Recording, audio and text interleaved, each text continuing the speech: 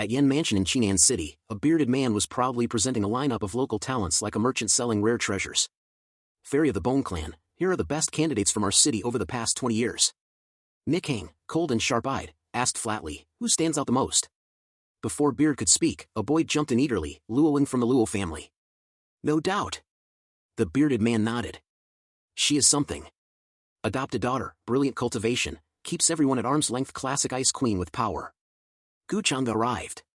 One look at the old skeleton and everyone dropped to their knees like dominoes. Ancestor.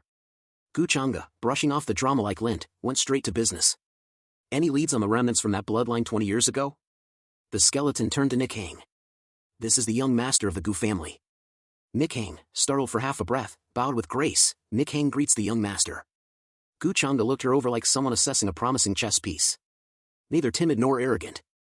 Efficient. I like it. Nick Hang, ever cold and composed, said.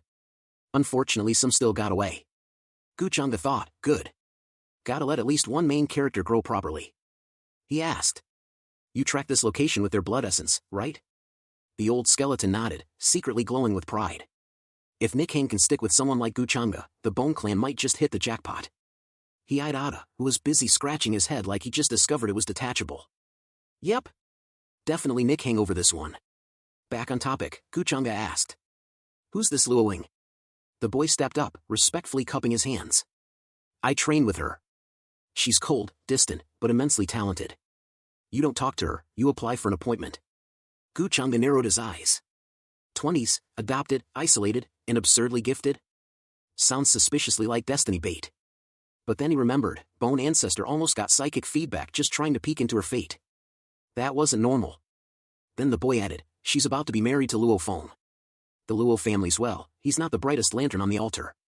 He paused, thinking, man, if only I could crash that wedding. Gu Changge caught it. Wait a second. A wedding?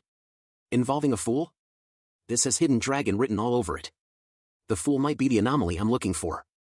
He turned smoothly to the boy. What's your name? Yan Ming, sir. Gu Changge dropped a friendly hand on his shoulder like a boss offering a promotion. Brother Yan Ming, do you want a wife? Yan Ming blinked like his brain had just blue screened. Gu Changge grinned. I can see it. You like Luoing. You've got that heartbreak in the eyes look. So how can you let her marry a fool? And let's be real, Gu Changge thought, in stories like this, fools are always secretly heirs to ancient sects or some reincarnated demon god. Yan Ming admitted softly, I'm not happy about it but she never even noticed me. Gu Changge clapped his back. Then I'll give you a chance. Wedding's tomorrow. Go grab the bride. Yan Ming gasped, sir, what? Gu Changge smirked. Relax. I'll be right there with you. No one's throwing you into the tiger's den without backup. Thank you, sir. Deep in the wilderness, Wudi and Xiao Yang were sprinting like their lives depended on it, which, to be fair, they did. Behind them, monstrous beasts loomed, terrifying and powerful. The girl running with them gasped, what kind of monsters are these? Is it here? Before she could get an answer, snap. One monster moved faster than fear, and she was caught mid-scream. Save me! Xiao Yang. Save me! Xiao Yang took a step forward, but Wudi grabbed him. Junior brother, don't be reckless. These monsters are all above the supreme realm, we can't touch them. I know! Xiao Yang shouted, helpless as she was devoured right before their eyes. After the horror passed, silence returned. The two stumbled upon an old man sitting calmly in the middle of nowhere, radiating peace like the universe forgot to notify him it was under attack. Wudi whispered, wide-eyed, could it be? Xiao Yang nodded. No mistake. And with that, both dropped to their knees like they'd seen a god at a family reunion. Disciple Gu Wudi. Disciple Xiao Yang. Pay respects to the great mountain master. The old man said, oh? So you actually made it here. That's rare. Xiao Yang spoke urgently, Master, the upper realm has invaded. The 9 mountains are ruined.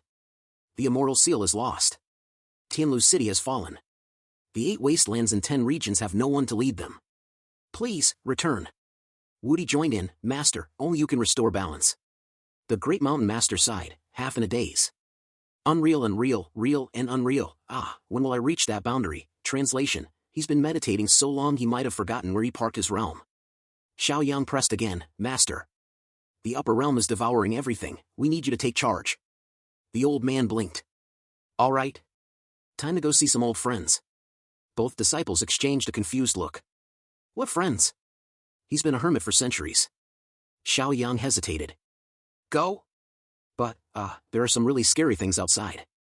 The old man smiled and tapped the air casually, like opening a cosmic elevator. Don't you want to know the origin of your bloodline? The world around them started to blur, ripple like water. The old man's voice echoed. I'll take you to find your people. Woody's jaw dropped. He's changing the world. Xiao Yang was equally stunned. And when they landed in another realm entirely, standing in the divine presence of their master, Xiao Yang looked up and muttered, if the great mountain master wanted to kill Gu Changge, wouldn't it be, like, super easy? Woody gave him a sideways. The wedding banquet was in full swing, buzzing with well-wishers. Congratulations. It's truly a blessing for Luo Feng to marry Miss Luo Wing, someone cheered, and the rest chimed in like background singers at a musical. The old patriarch smiled, thank you, thank you. I'm truly grateful for everyone being here today. Then, turning to Luo Winging, he softened his voice. Inger, does this make you feel wronged? Luo Winging shook her head gently. Uncle, you're too kind. You raised me for 20 years. I watched brother Luo Feng grow up. Meanwhile, the groom, Luo Feng, sat nearby looking, well, a bit slow. Get married, he muttered with a goofy grin. Ying looked at him, her voice soft. How could I let him be alone? The old man sighed. If only we could cure his strange illness. I've searched for miracle doctors far and wide, but there's no answer. Just then, Luo Feng's expression shifted. His eyes sharpened for a flash, very unfool-like.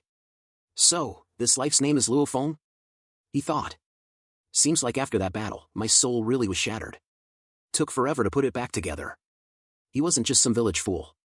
No, he was Wind Ancestor, once a master of the four supreme laws, earth, water, fire, and wind. Back in his prime, he'd surpassed immortality itself. But during the apocalyptic battle that nearly shattered the universe, the immortal palace fell, the 8,000 states were obliterated, and chaos tore the upper world into pieces. Somehow, Wind Ancestor had survived.